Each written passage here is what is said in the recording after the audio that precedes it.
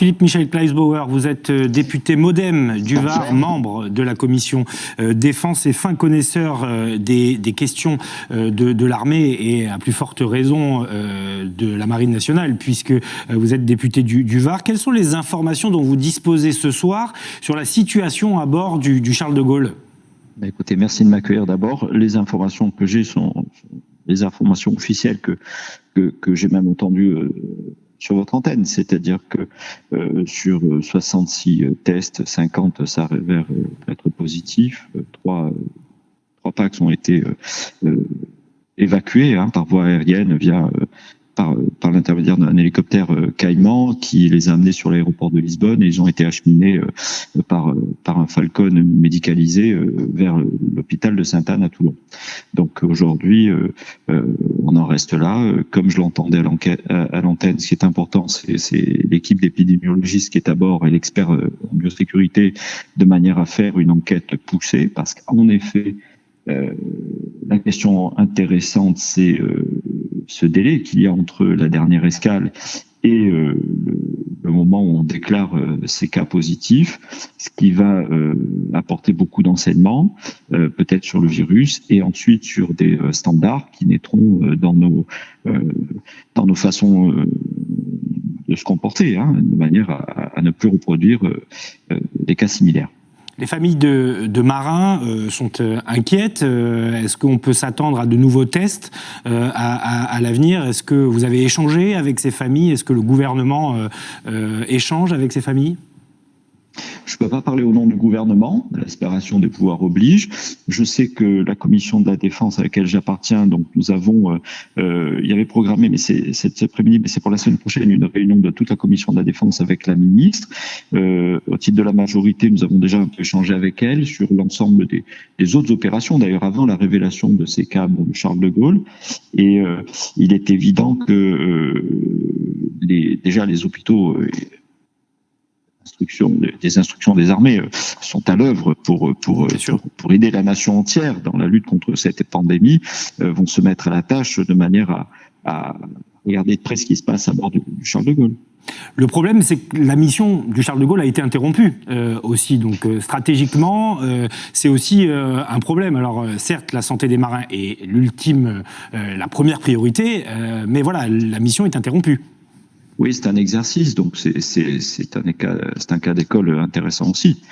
Ça va relancer notre débat sur la présence d'un seul porte-avions à la mer. Et il est évident que l'état de santé de l'ensemble de l'équipage est primordial, et c'est la raison pour laquelle l'exercice a été interrompu. Monsieur Michel Kleisbauer, vous êtes donc membre de la commission de la défense. Vous avez raison, ça pose la question d'un seul porte-avions fut-il nucléaire à la mer.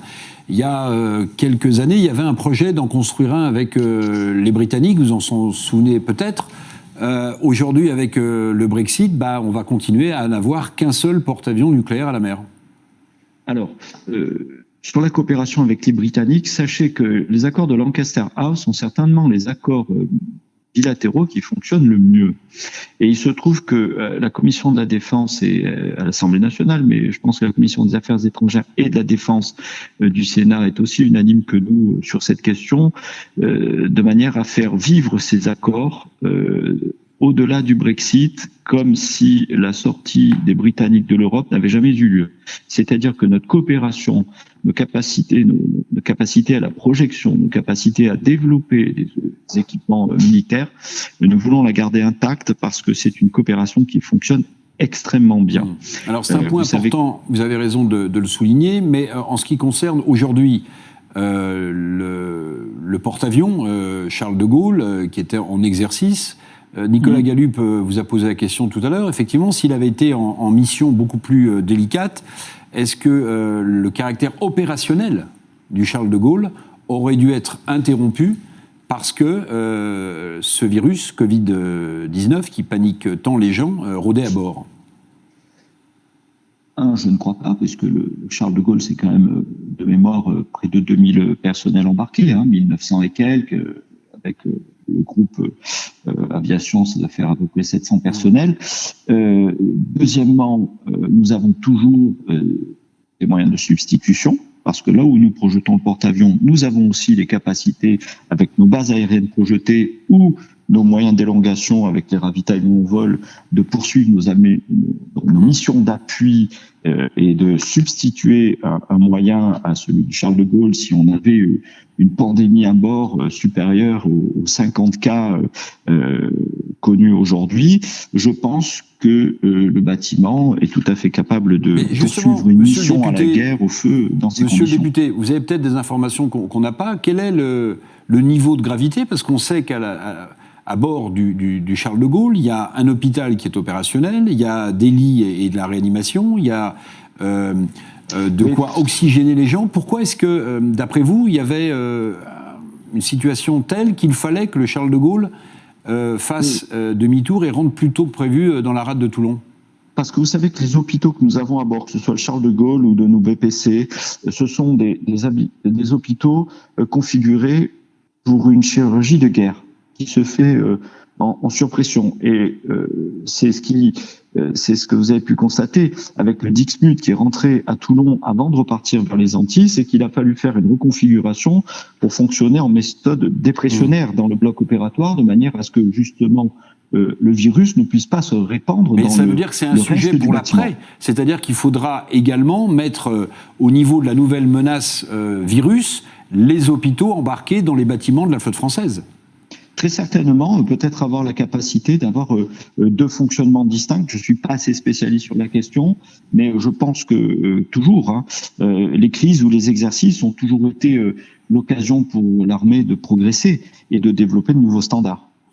Une question sur l'opération Résilience, Philippe Michel Kleisbauer. Ces militaires qui viennent au soutien donc dans les communes et dans les territoires, au soutien des forces de l'ordre. Est-ce que le déploiement se passe correctement? Est-ce que les militaires sont d'ores et déjà déployés partout sur le territoire? Le déploiement se fait. Le déploiement, vous l'avez vu d'une manière spectaculaire quand on a déployé des EMR avec des éléments militaires de réanimation du service de santé des armées. Vous avez comme je le disais, les hôpitaux d'instruction des armées, 8 au total, avec tous ces points d'auxiliaire. Ça fait à peu près 1% du personnel médical français qui est déployé à la mission. Vous avez ces évacuations à longue élongation que vous avez pu observer avec le Pourfait, qui sont venus transporter en tout près de 153 patients. Donc, même si sur le territoire national, la SNCF est très performante sur la question, quand on a un rayon d'action un peu plus long, vous voyez que le système résilience se met parfaitement en place. Maintenant, il faut voir qu'au-delà de ça, c'est toute la base industrielle et des technologies de défense qui elles-mêmes entrent dans cette opération résilience pour se mettre à produire des masques notamment. On a vu Airbus, on a vu Safran. C'est que absolument tout le dispositif converge pour assurer cette mission auprès de nos concitoyens. Et Monsieur le député, vous avez des informations concernant les 3 marins qui ont été héliportés et qui vont arriver à l'hôpital d'instruction Sainte-Anne de Toulon? On imagine que ce sont des gens en grande condition physique, jeunes. Est-ce qu'on a des informations sur leur état de santé?